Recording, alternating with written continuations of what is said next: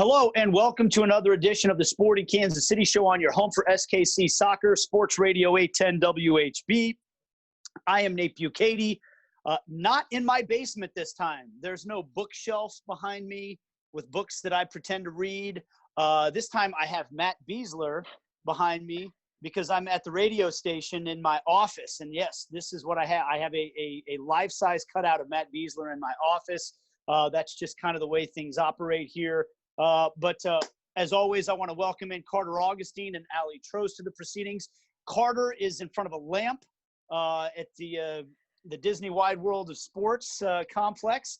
How are you, Carter? What's going on, man? Yeah, I'm doing all right. I'm trying not to be too backlit, but at the same time, give you a sense of the surroundings here. So if you're watching through the whole video, I'm sure you'll see me fudging with this stuff. I might have to get a light in here and make this official sometime. But yeah, doing well. How are you guys? Good, and we got Aly Trost in her fancy new hipster Midtown apartment. My downtown digs on this very cloudy Kansas City day, but doing well. Just enjoying all of the soccer, going way past my bedtime to stay up and watch some of these later games, but no complaints here. Past your bedtime and then up early again to watch morning soccer too, which I'm not complaining about. I'm an early riser. It's more of once it hits about 10:30, I'm starting to doze off. So some of those later games have been tough, but grinding through it. Yeah, it's somebody's got to do it, right? Well, the grind for me has been just trying to get back on the positivity side of things because that was a gut punch on Sunday night for all of us. And we're going to talk about that on the show today. In fact, I'll just go ahead and lay out the menu for you. First of all, want to remind you that Sporting Kansas City coverage on Sports Radio 810 WHB is presented by our friends at Michelob Ultra. Find your fit, the Sporting KC show's title sponsor. So thank you to Michelob Ultra. As coming up on the show today, we're going to have backup goalkeeper Richard Sanchez as our guest. A long-form sit-down interview with him because, hey, he's going to be starting on Friday against the Colorado Rapids, and we haven't really had a chance to get to know him at all yet. He's relatively new to the club, and obviously we have only got to watch him for a few minutes in what was a pretty disastrous end to a game on Sunday. So we're going to help you get to know Richard Sanchez a little bit. He's coming up on the show. We're going to recap what happened in that heartbreaking 2-1 loss against Minnesota United, and we'll preview a big match on Friday night at 7 o'clock against the Colorado Rapids as well. So let's start there, guys. I was driving home from Children's Mercy Park after the game on Sunday night because, of course, Jacob Peterson and I did the pregame show on Fox Sports Kansas City there, called the game from the stadium, and then I'm driving home, and I was just in a rotten mood after that one. And I remember at one point laughing to myself because I was thinking, this is what I've waited 4 months for, to torture myself like this again, to feel this kind of pain. This is what I've been longing for and missing so much. What is wrong with me? But that is kind of what we miss about sports, is the highs and lows, the emotional attachment that we have to things. And unfortunately, there were highs and lows for Sporting on Sunday night. And I'll start with the highs, Carter. The positive is, I don't know that a team in the entire league has looked better than Sporting Kansas City did for the first 60 minutes of that game. You were on the grounds there in Orlando. What did you make of let's start with that positive part, the performance of Sporting Kansas City through the first hour plus of that game? Yeah, I mean, I thought after the first 10 minutes where both teams really were trying to get into the game, Sporting after that dominated the rest of the first half and the first 15 of the second half, and they were zipping it around a little bit, looking like a little bit like in-season form. The biggest positive for me was Alan Polito. I mean, I think he's we've heard it from Peter Vermees. I think he's exceeded the very high expectations that everyone in Kansas City had for him. That move to set up the goal, I've been watching it on a loop. I don't know. I don't know about you guys, but I'm going to print off that GIF and frame it and just so I can always look at it. I mean, just incredible. And I got to think the two center backs are happy to not have to deal with him again for the foreseeable future, unless they meet up in the knockout round. Yeah, Carter, Nate, I would agree, guys. I think Alan Pulido was by and far the best player on the field and looked like he hadn't missed a beat, if we're being honest. As far as, all the positives to build on, a lot of the other players looked great too. It was just in that finishing touch, and Taylor Twellman brought it up on the broadcast. Sometimes getting into, full game form, that's like the last piece of the puzzle that comes together. And I think that was really all that Sporting Kansas City was missing. A lot of the buildup looked phenomenal. I mean, Jerso made some incredible runs. Gadi Kinda was everywhere. It was just a matter of getting that finishing touch, that final, piece of the puzzle to get to find the back of the net. And I really do think that while that result was disappointing, it's not going to be indicative of how Sporting does for the rest of the tournament. I think coming into this game against Colorado with, a lot of pent up anger and disappointment from that game is going to see maybe some early goals and not the same mistakes made that we saw on Saturday or on Sunday night. All right, so while we're loving up Alan Pulido, I wanted to read a tweet from our good friend Connell McCourt, who this was amazing on the Final Whistle post-game show. Look, when you got a guy with a great Irish accent, sometimes you can just let him read the phone book, and it's entertaining sometimes. But then this turn of phrase with I don't know, have you seen this tweet, Carter? Yeah, you sent it to me. Beautiful. He said, and I can't try to replicate Connell's Northern Ireland accent, but you can hear him on the Final Whistle postgame show and other Sporting Kansas City coverage. He said, horrible error from the goalkeeper, but are we not going to just pretend that Alan Pulido didn't just send Michael Boxall to the shop for 20 cigarettes and a 2-liter of milk in the build up to that goal? That's the only way. That's the only way to describe what happened. Like, I don't want to hear any other breakdown analysis. Just read that tweet. I don't. Am I allowed to use that in a play-by-play call? Is that I don't know if I could even pull it off. But he sent prime Michael analysis to the shop for 20 cigarettes and a 2-liter of milk. That was the positive side, no doubt about it. Alan Pulido was great. The team form was good. I want to give credit quickly to Kyrie Shelton as well for the finish, because everyone is lambasting Tyler Miller for the goalkeeping, and rightfully so. But at the same time, the ability to read the situation so quickly and to hit it, to slot it right into the corner there, that's such a quick reaction that Kyrie Shelton had. And so I think that's a really good finish from him. Well, and Carter, it also goes into just the confidence we've seen build from 2018 Kyrie Shelton to 2020. Oftentimes in 2018, he almost seemed snake bitten in front of net, where he was in between decisions, was never maybe looking at taking the shot as his first option. And I think there, Tyler Miller, you can break down why he decided to adjust the way he did and very prematurely. But I almost wonder, was he thinking, oh, Kyrie's going to cross this ball because that's maybe what, 2018 and in most of Major League Soccer, Kyrie Shelton has done. But I think we're going to see a Kyrie Shelton with this 2020 team that's going to take a lot more risks in front of net. And that was just a perfect finish. And like you said, Carter, a great read of the situation in real time and very quickly.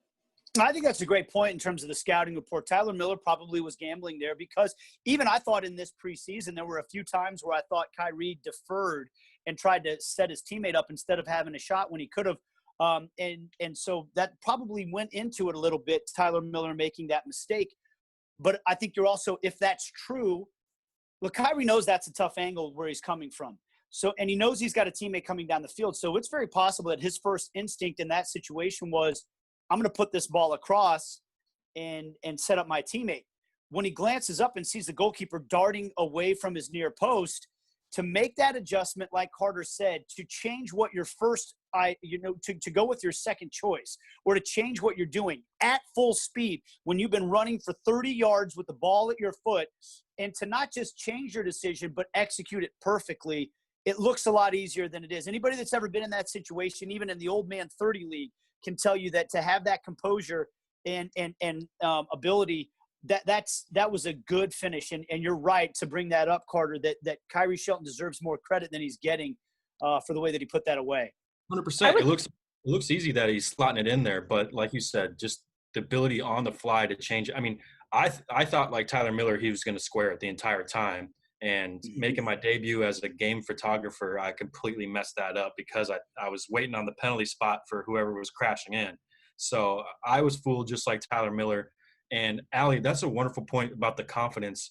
Talking to Kyrie, his stint in Germany obviously didn't go as planned with the injury, and as a result, didn't get as much playing time as he would have liked. But one thing he said was he got so much technically better over there, and I really do think that we're seeing that so far in 2020. I was going to say as well, I mean, that goal aside, I felt like his touch on the ball throughout the entire game looked a lot stronger. And, you know, I think there were a few times in 2018 that I can think back on where Kyrie was, you know, within striking distance. He's right in front of the net, and maybe the ball got away from him a couple of times. He got the ball really close, I think, in a lot of situations in that game, whether it was to lay it off to Alan Polito or to, you know, set up a pass or set up a cross. He just seemed to have complete control over the ball, not just physically, you know, and we've seen him be a great physical player, but tactically as well. And then the combination of those two things, I think really lent well for Sporting Kansas City in those first 60 minutes when they looked their best. And so that's what went well, but we also know what they did wrong for Sporting KC. They didn't finish their chances. The game, they had a chance to really put Minnesota United away in the first half of that game and in the first 15 minutes of the second half, and they didn't do it. They left them around.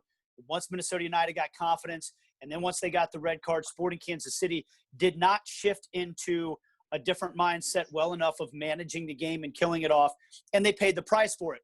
Now we look into what that does to this team because, look, we've all been waiting for 4 months.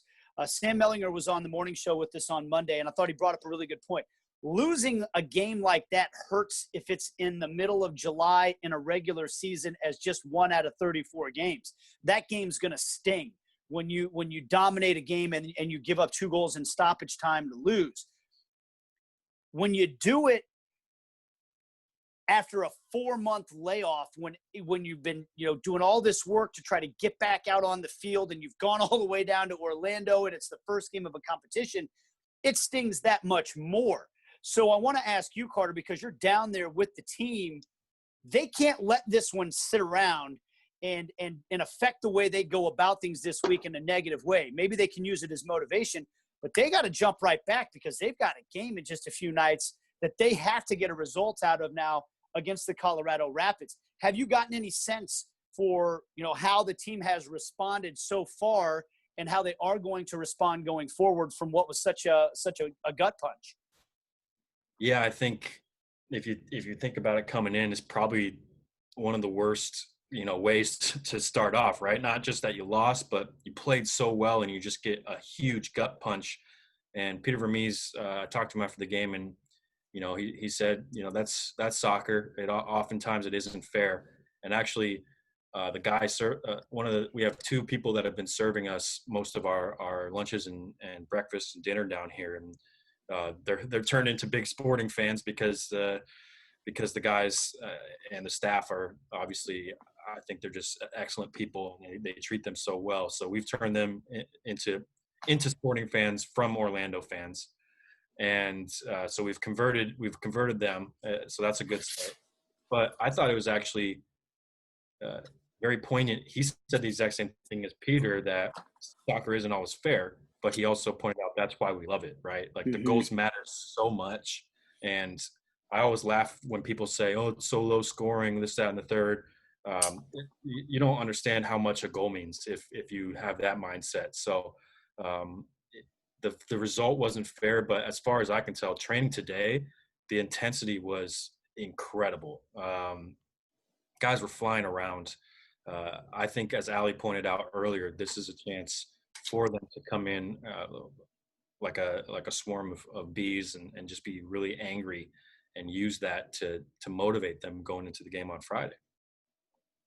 Yeah, no, I think, I mean, when you look at the negatives from the game, it all happened over a short stint of time. And there have been questions, you know, is this, here we go again from 2019, where a lot of late game mental lapses did result in dropping points, whether it was a loss or a tie when the team was ahead or you know, in a tied situation. But as Peter pointed out in the press conference, he's not worried. He doesn't think that way. This team is so talented. They have all of the pieces. I mean, really, if you look at what the problems were in 2019 with injuries and then just a constant rotation in certain positions, not being able to find that, that starting, that whatever worked, what chemistry was working up top. There was just always this rotation, and injuries didn't help that. But they do have everything that they need. And I really think, like I mentioned earlier, having all of that pent up anger, and you're in the bubble, all you have to focus on is soccer right now. All you have to focus on is the game ahead. And, they're going to be up against a Colorado team though, that also dropped points and also, suffered a loss. So I think both sides are going to come out, and it's going to make for a really exciting game. Well, one thing we know for sure is don't get interviewed during the game if you're a coach, because it seems like that's when your team concedes a goal. That happened to Colorado. It happened last night again, although that one got ruled off for offsides. So we'll just keep Peter Vermees off the microphone for now. Yes. We're going to take a break. When we come back, Richard Sanchez is going to join us on the show. It's his job on Friday night because Tim Melia is suspended for this game. So we're going to get a chance to get to know Richard Sanchez. That's right ahead on the Sporting Kansas City Show. And the Sporting Kansas City Show continues on your home for SKC Soccer, Sports Radio 810 WHB, wherever you get your podcasts, wherever you stream your video. We appreciate you joining us as we are off and running at the MLS's Back tournament. And we have a special guest joining us now on the show, goalkeeper Richard Sanchez, who made his Sporting KC debut this past weekend and now makes his Sporting KC show debut as well. Richard, thanks for joining us, man. How are you? Doing well. Thank you for having me on the show. Hey, we are excited to get to know you a little bit. I'll confess that myself and Aly have not really had a chance to spend any time around you and getting to know you. But Carter's already, when I suggested, hey, we should have Richard on the show, he said, fascinating guy, really interesting guy. This is going to be a fun conversation. So I'm excited. What do you make of Carter's assessment, by the way, that you're a fascinating guy? Yeah,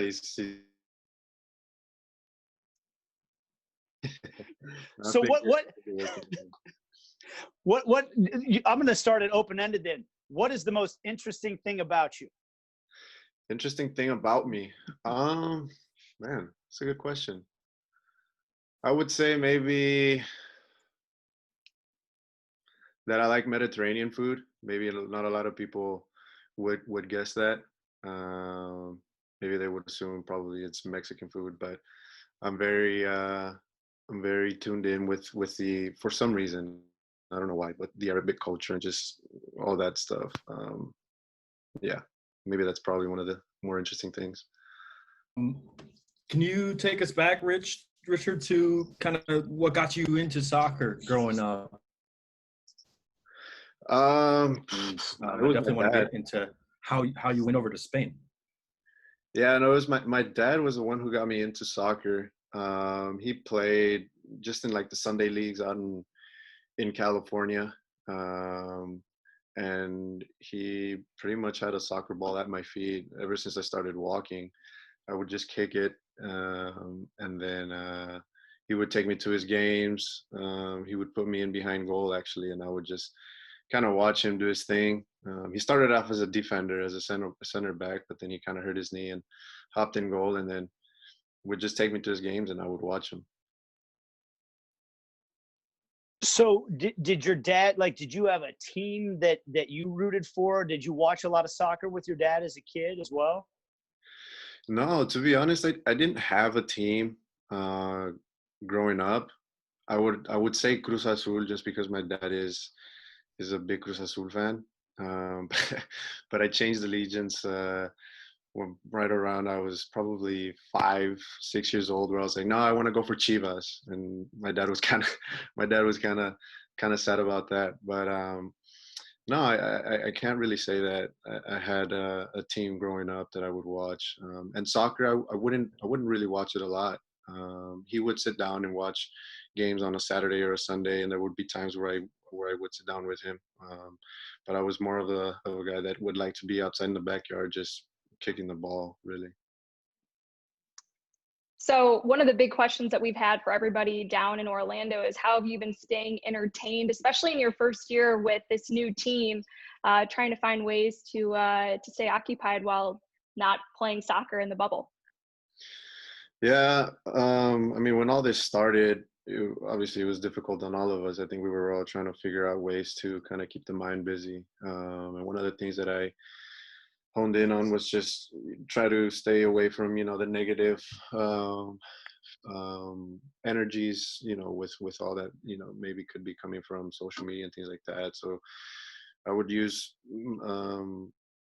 meditation kind of to cope during these times, or I would read books just to kind of keep my mind busy. And then I actually started some classes online through SNHU. So that's been keeping me busy. And then, obviously just talking to my family, talking to my fiance, and even with the teammates here, we have a group chat, so we just send funny videos, funny pictures on there, send some banter. So yeah. Well, what you've been studying, that I think that's the obvious follow-up there. So I went into the finance field. So yeah, we're gonna go and hope for the best on that. We're visiting with Richard Sanchez. So are you a math whiz then? Like, is that what comes most natural to you? Tim would probably argue that I don't know how to count. There's signs in the repetitions where I don't count right. But yeah, I mean, in school, like high school, elementary, math was really kind of the subject that I was more interested in for whatever odd reason. And then it's mainly the reason why I wanted to take financial classes was just to have, a little bit of financial literacy and, have that under my belt to be able to, kind of manage my finances after, this is all over, after soccer is done. I know that this is obviously not going to last for a lifetime, even though I wish it would. So just kind of preparing myself for life after soccer. You bring up Tim Melia. What's it been like working with him? And what was his message to you in a very unusual turn of events in that game against Minnesota, where he gets the red card and then you're coming in? What did he say to you before your debut with Sporting KC? Yeah, no, it was a bit unfortunate how that all panned out. But I didn't get to speak with him once he got sent off. So I just went in the game, played it, and then after the game,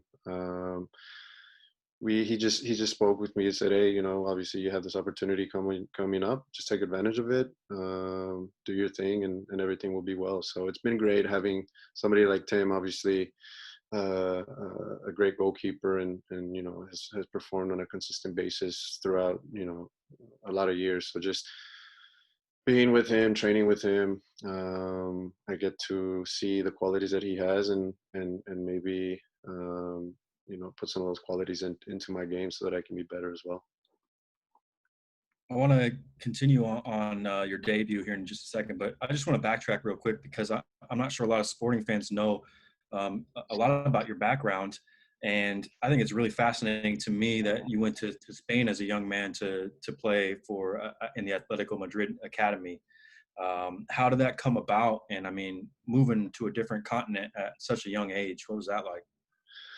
It was a great experience, just because I got to move out of the house at 13 years old and experience a different culture, getting to know different people and different cultures within Spain. And that all started with, I actually got a call up with the Mexican national team, U13s, U14s, to play a tournament in Spain. And I was able to participate, played a couple of games there.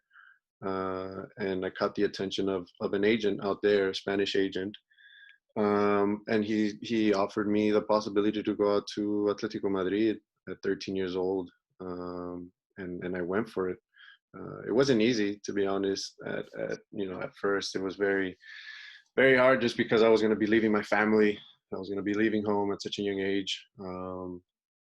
But it was a great experience being out there. Okay, so sorry, Nate. Did you rub shoulders with anyone famous in Spanish soccer while you're over there? Yeah, I actually got to play with Saúl Ñíguez.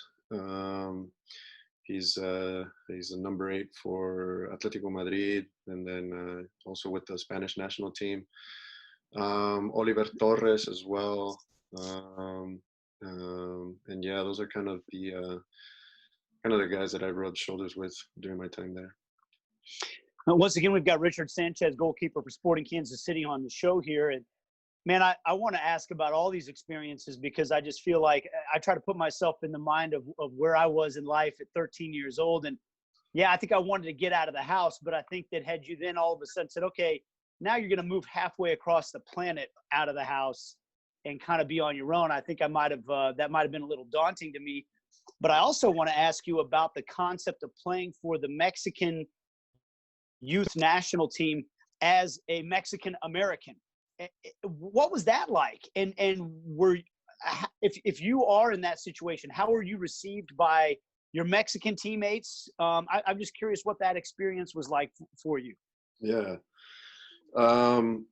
At first, well, I'll start off by saying that I always wanted to represent Mexico. So for me, this was a dream come true. I actually got inspired by Osvaldo Sanchez during, I think it was the 2002 World Cup. If I'm not mistaken, it was in Korea. Yeah, so I was inspired by him. I wanted to represent Mexico. I got that chance. And then, when I went over there, I was received with open arms. Everybody was warm. They welcomed me, very well when I was there. But there's always those two identities that you have, because it's like you go to Mexico and it's like, oh, here comes the American. You're more American than you are Mexican. Or if I'm over here in the States, it's like, no, you're not. You're not American. You're Mexican. So it's like, those two identities that you have. I would honestly say that I'm fortunate and blessed to have, such an identity like that, just because I have, two great opportunities, two great countries to be a part of. And so just to kind of answer your question, I was actually welcomed really well over in Mexico when I first started out there. Richard, how did that shape your experience then playing in Major League Soccer? What are, I guess, the stark differences between the two, and how did it maybe best prepare you for your experience in this league? Yeah, it was you get to play with quality players, really, and just learn from the best. Obviously be at a competitive mindset day in and day out. And so, just having those experiences helped me to mature and grow a lot, and just learn. So I think Saul, you mentioned him, one of the best midfielders in the world right now, you'd have to argue. I hear you have a pretty good Lionel Messi story as well. Yeah, so it was actually during one of the tournaments, one of the first couple of months that I was out in Spain. We had a tournament out in Barcelona, and it was actually another colleague of mine that went with me to Spain to play a left back. And we were in the Barcelona airport, just waiting for our flight to go back to Madrid after our camp with the national team. And then, we're going about our business, and then before I know it, I just see a large group of people just walking across the security line. Just like, who are these people? And then I just start seeing the likes of Piqué, the likes of Puyol. I believe Thierry Henry was there as well. And I'm just like, oh, wait, that's Barcelona. I was starstruck. I couldn't believe it. My friend noticed as well. We saw Messi actually walking kind of towards us, I guess, just to go to his gate. And he asked me for a picture, and I was like, no, I'm just kidding. Like, what? Yes. My friend approached him to take a picture with him, and he was friendly enough to accept the picture. And so, of course, my friend gives me the phone to take the picture, and then I take it, and just off Messi goes. I actually did not get to take a picture with Messi. I guess I was just that starstruck that I was too nervous to actually ask him for a picture. But I got to take a picture of him, so that was good. You're the cameraman. Exactly. Yeah. That's crazy. Once again, we're visiting with Richard Sanchez. One of the things Carter was telling us on the broadcast when you came into the game is that said you struck up a pretty good friendship with Alan Pulido since he joined the team. And I think a lot of us are really in Kansas City hoping to get to know him a little bit better. He hasn't been doing a whole lot of interviews in English yet. So what can you tell us about Alan? You got any good little stories about him? I mean, we've been phenomenally impressed by his play on the field, which isn't a surprise. But what can you tell about Alan that maybe we don't know? No, I think he portrays himself really well. He's a very humble person, hardworking, and just a fun guy to be around. He's cracking jokes all the time, not just with me, but with the rest of the guys as well. Obviously, with me being Mexican, there's that sort of connection to, mainly, at least for me, it was kind of just making him feel, at home here in the States, getting him used to kind of the things the way that I run here in the States, getting him used to kind of like the culture and what goes on. So just being around him has been pretty cool, just because, you obviously see the accolades that he's had, where he's gone to play, national team and over in Greece. And so having somebody like him around is pretty awesome. I actually crossed paths with him in Tigres for a short bit. This was when he was making the move out from Tigres to Greece. We crossed paths a little bit there, but didn't get to spend too much time with him because it was a pretty fast move for him. But then obviously now here with Kansas City, we share a locker room and it's been great. So how has his English been progressing? Does he rely on you for help to crack those jokes within the locker room and with the team, or is his English progressing pretty well? No, it's progressed. He actually came here already knowing some sort of English, so he was very well prepared in that aspect. But yeah, he'll ask me like, hey, I want to crack this joke. How can I go about it? But it's just, the direct translation sometimes just doesn't work. Right. But he tries to make the jokes as much as he possibly can. And then every time Peter wants to have a talk with us in a group, I'm there translating, making sure that he's understanding everything that Peter's asking of the team, and maybe what Peter's asking of him personally. And so, kind of just helping him so that he's feeling welcomed here and fits within the team. I think that says a lot about you, that you're new to Kansas City as well, and you're going out on a limb to make sure he feels welcome. How have you gotten to know Kansas City over, obviously 2020, very strange year for a lot of different reasons, but how have you taken to the new city that you're in? Yeah, it's been great. My experience here. The first thing that I actually did coming into Kansas City was trying out the barbecue. So I got that out of the way, and let me say it's been a great barbecue that I've had out in Kansas City. But as you said, it's been a bit of a strange year, so I haven't really been able to explore Kansas City much. But I've walked downtown, walked around the crossroads, even the World War II park there that they have. Is that correct? World War I. Yeah, World War I. Sorry. Mm-hmm. And it's a very very nice place around there. So yeah, I'm hoping to get to know Kansas City more, after all this is over. But one thing that I will say is that the people here have been very welcoming, very warm, and I'm very appreciative of the people here. Hey, Richard, before we move on to this game coming up on Friday, one of the things you talked about earlier kind of piqued my interest when it comes to the context of what's happening right now with the social justice movement that we're seeing the MLS players really take an active role in. And I'll preface this with this question. My best friend in the whole world is an immigrant who's from Chihuahua, Mexico, but grown up in the United States and is an American citizen now. And some of the sentiments that you shared are things I've heard from him a lot in his life about that. I'm proud of both being a Mexican and being American. I know that the last few years have been very tough on him because of some of the climate that's in this country right now.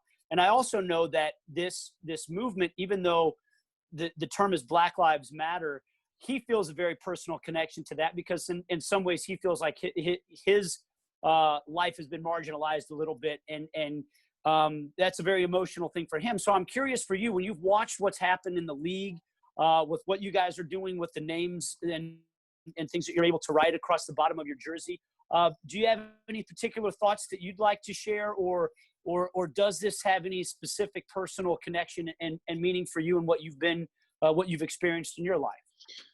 Yeah, I think it's great, the initiative that is going on with the league here. Obviously bringing up a conversation that most people aren't comfortable with, and I think that these are the kind of conversations that we need to have. And even me as a Mexican American, just within the Black community alone, I've come to learn a lot during these times. Having conversations with some of the Black people or the Black teammates that we have here, some of my friends that I've had in the past years, getting to know, obviously kind of their experiences and what personally I can do to be better, to try to help and things like that. So I think this whole movement and what's happening is great, just because, like I said, it opens up to conversations that many people aren't comfortable having. For me personally, I can't say that I've experienced anything too brutal. I think my parents have actually kind of protected my brother and me from the bad things in life, so to speak.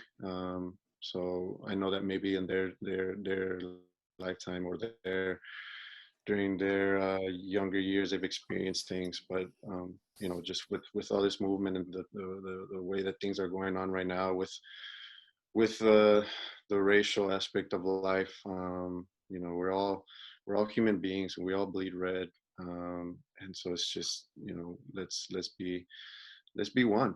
There's hate is not going to be the answer to growing, and let's just love each other and help each other and help each other grow. So that's kind of my 2 cents on that. Richard, one more follow-up on that. In what ways have you seen the response from Sporting Kansas City in particular unite the locker room? We've heard Kyrie Shelton and manager Peter Vermees talk about a lot of conversations that have happened within the team, and maybe, like Nate and you have mentioned, some real conversations that have needed to happen. How have you seen that take this group to a level even closer than maybe when you all started with the team in preseason? I think with the conversations that we had just with T, Jersel, Kyrie, Eric, and a couple of the other guys, they were able to share their experiences with us. Some that perhaps maybe I was not necessarily aware of, just because that's coming from them, but I more or less knew that these were the kind of experiences that they were going through. But once you see that the person right next to you is experiencing those things, it's just like, wow. It's just like you just want to be, I mean, at least for me, it was like I wanted to be a better person however I could. If it was in public, somebody saying a racial slur, standing up for the person and saying, hey, that's not right, you can't do that. So obviously just hearing their experiences, listening to them, was very impactful, and was able to learn actually in that regard.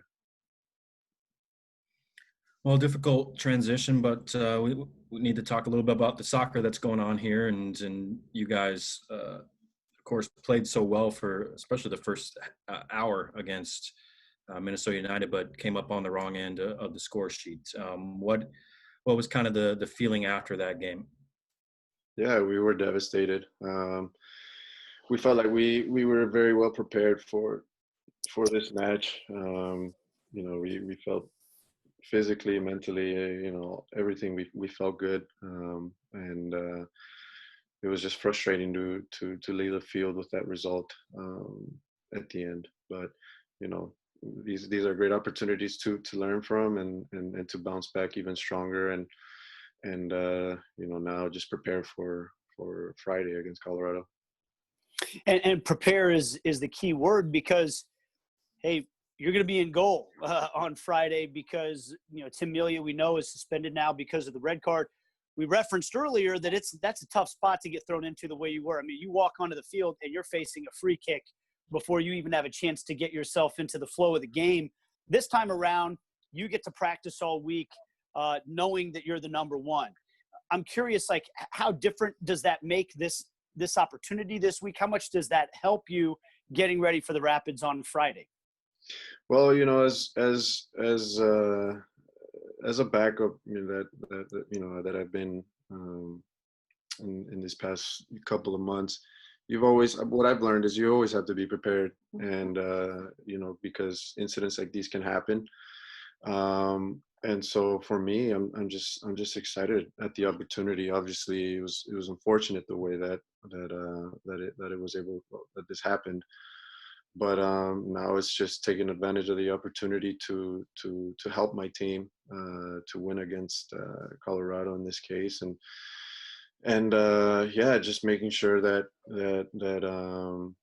this whole week I'm doing the things well that are needed to be done in order to be as very well prepared as I possibly can be to play in this game.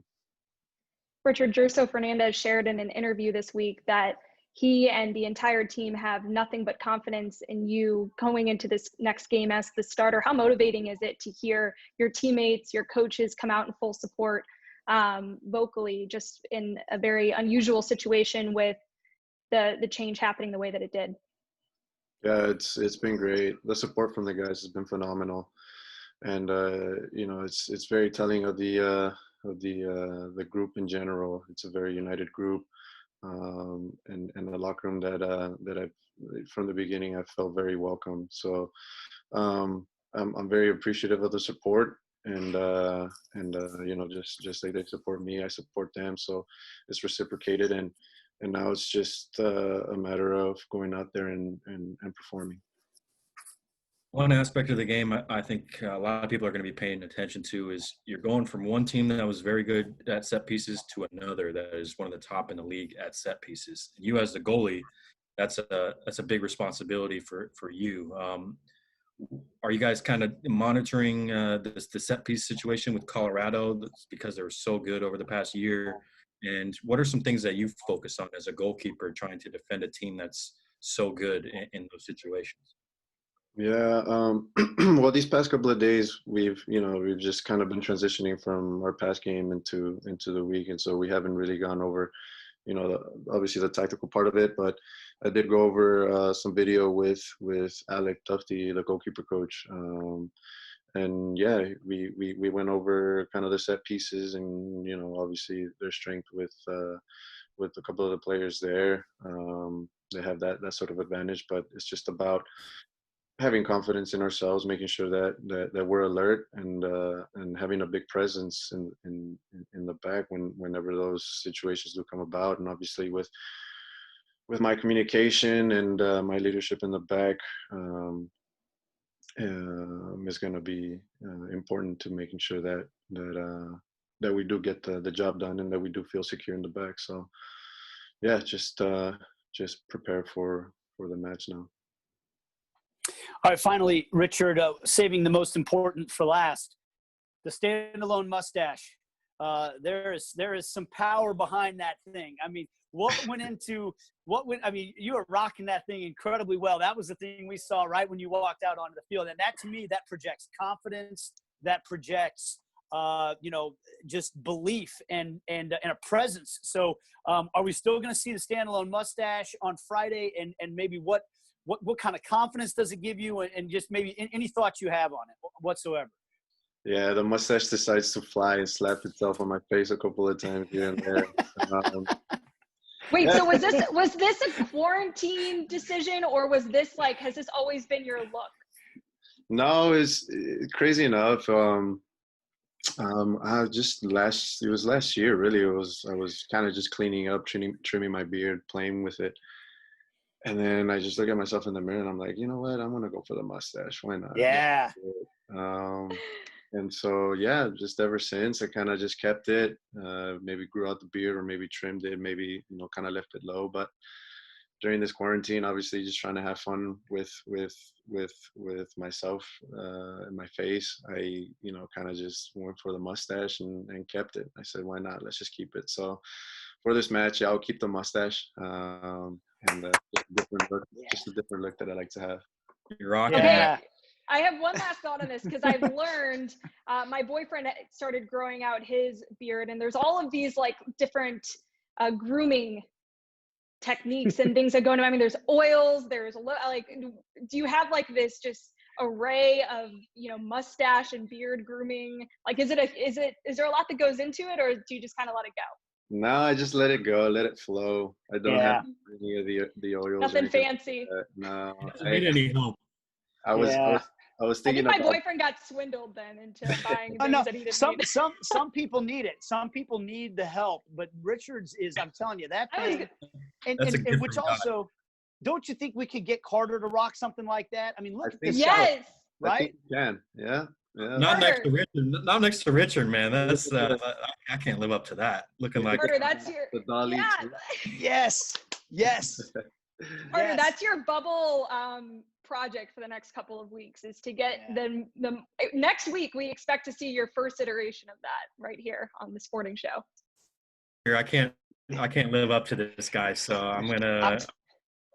Richard, stick with me on this, because everybody's got their own thing going. Like I grew a mustache out like in 2013 for Movember, and I look like the creepy gym teacher with my mustache. I feel like Carter's got the chance to look like a 1915 era bare knuckle boxer, with the curled up mustache. It's there. Don't you think the potential's there for something special? Yeah, I think so. I mean, come on. Like I said, I like to just kind of change things up, but I do like the look. I do like the mustache, so I will be keeping it for. Thank you. Thank you. I actually do have one last question. It's the same one I asked her. So, your favorite Disney character or movie, since we're down here in Orlando? Mickey Mouse has actually been my favorite character, but it was funny because back in California when we went to Disneyland for the first time, my parents obviously took me out there, and they were kind of excited to introduce me to Mickey. And I see this big mouse, and I'm just afraid of it. I want nothing to do with the guy. I start crying. My parents try to get a picture of me with Mickey Mouse, but I just wasn't having it because I was expecting something small. I was expecting something big. So we went from being the friendliest person or the friendliest character around to kind of the scariest person around. So, but yeah, Mickey Mouse is the character that I like. It's an enormous hey, sometimes those mascot outfits can be a little intimidating. There's no doubt about it. Hey, Richard, we really appreciate the time. Thanks a lot for letting us get to know you a little bit better. Thanks for rocking the mustache for us. You have our full support when it comes to that. And I hope we get the chance to talk to you again soon because, and by the way, I do want you to know that we have chicken kebabs with tzatziki sauce on the menu this week at my house. We're very big Mediterranean fans as well. So, and my Mediterranean salad is waiting for me this afternoon. So this is in honor of Richard. Yeah, there you go. Hey, Rich, thanks for the time. We appreciate it. Thank you guys for having me. It was fun. It was a pleasure, and I look forward to the next one. Yeah, and good luck on Friday night. That is Richard Sanchez, goalkeeper for Sporting Kansas City.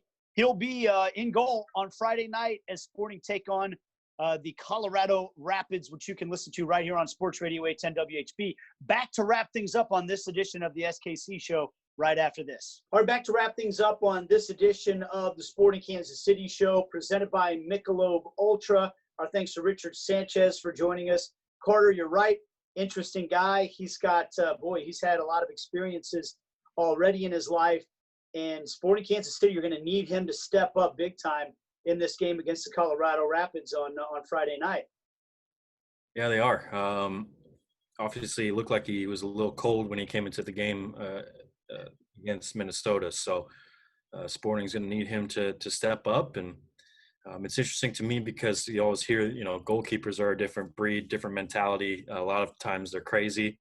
But Richard is it's been a pleasure to talk to him over the past few months because, as you just saw, he's a pretty interesting guy, and like you said, he's had some wonderful life experiences, been all over the world. So really good. I really like that talk that we just had with him.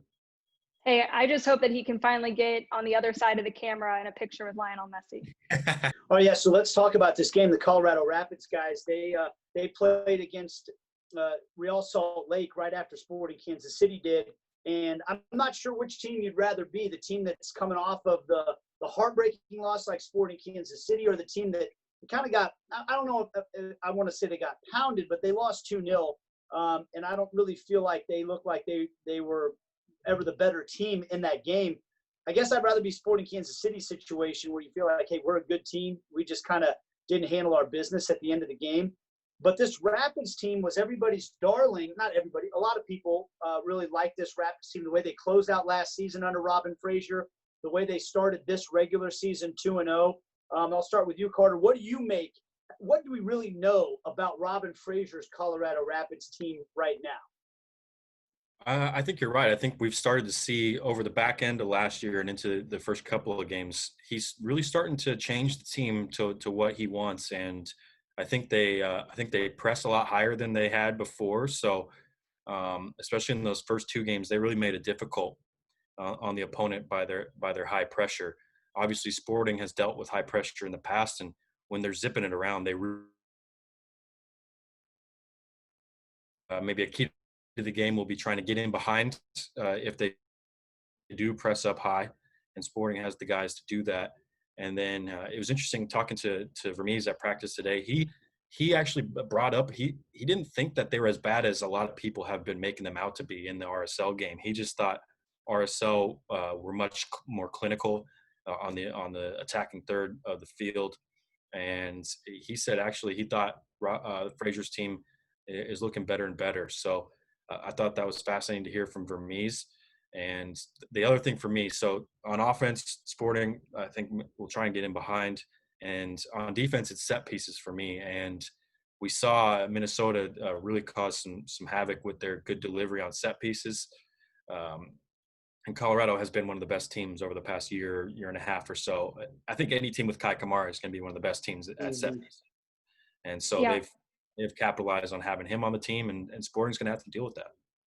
Not to mention Kai Kamara, Diego Rubio, two players who definitely would love to score a goal against Sporting Kansas City. So that extra motivation will definitely be dangerous, and that'll be something that Richard Sanchez and then the entire defense will have to deal with as well. One of the things I'm looking forward to seeing is just what kind of rotations will we see with this being basically a game every 5 days in the heat and humidity that we saw. Peter Vermees, he did not go to the bench early. Some teams might be doing that. Will there be a rotation of starters? Will there be a rotation in terms of earlier substitutions in this game on either side? Or are both these teams going to look at it and say, man, we got to get a result? We lost our first game. We got to go with our first choice team no matter how many minutes they played last game. So that's something I'm certainly looking forward to. And Carter, you mentioned Kai Kamara. With Kai and Diego Rubio, we know those guys are both dangerous strikers anyway, and they're playing against their former team. That's always a dangerous combination. Yeah, Ali just said it. Always a motivating factor for guys going up against their former clubs. So I wonder if they'll have a little bit extra juice. Not that anyone needs it, because they both lost the first game. If they want to advance, I'm not sure if I'm going to go and say it's a must win, but it's a definitely you can't lose. You can't lose this game if you want to advance. So there's a lot on the line in terms of trying to get out of the group. And if it's not a must win, a win definitely puts you like really right back in it. So it's obviously crucially important for both of these teams. All right, Carter, you got any golf? You guys got any golf outings or anything coming up this week? Just is it just life in the bubble, training and hanging out in the hotel the rest of the way? Life in the bubble so far, especially I think, in between these two crucial games. I think they're really going to batter down the hatches and really focus during the week. All right, well, that's going to do it for us, guys. Aly, Carter, thank you guys for the time. Our thanks to Richard Sanchez. Our thanks to Michelob Ultra as our sponsor, and Matt Beasler for being there looking over my shoulder this entire time. We appreciate you watching where you get your video content, listening on the podcast. And, of course, hopefully next week we'll see you coming off of a big win over the Colorado Rapids and getting you ready for that final game of the group stage games against Real Salt Lake. Again, Friday night, 7 o'clock, you can listen to the game right here on Sports Radio 810 WHB. Myself, Jacob Peterson, and Carter Augustine on the call. Aly Trost with Dave Borchard and Chad Reynolds on the Final Whistle post-game show. And, of course, an hour leading up to the game from 6 to 7 will be on Fox Sports Kansas City with a television preview of the match as well. That's going to do it for us. We'll see you next week on the Sporting Kansas City show.